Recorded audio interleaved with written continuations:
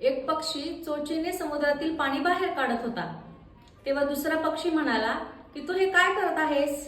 तेव्हा तो पक्षी त्याला म्हणाला की या समुद्राने माझ्या पिल्लाला बुडवलंय, आता मी या समुद्राला सुकवून टाकणार। तेव्हा दुसरा पक्षी म्हणाला तू हे काय करतोयस? तू समुद्राला कसं सुकवणार?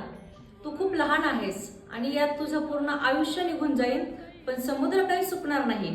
त्यावेळी तो पक्षी त्याला म्हणाला की द्यायचंच असेल तर साथ दे, सल्ला नको। अशा प्रकारे एक एक करत खूप पक्षी जमा झाले आणि एकमेकांना म्हणाले की द्यायचं असेल तर साथ द्या, सल्ला नाही। मग हजारो पक्षी मिळून तो समुद्र सुकवायच्या मागे लागले। हे बघून भगवान विष्णूंचे वाहन गरुड तेही तिथे जाऊ लागले।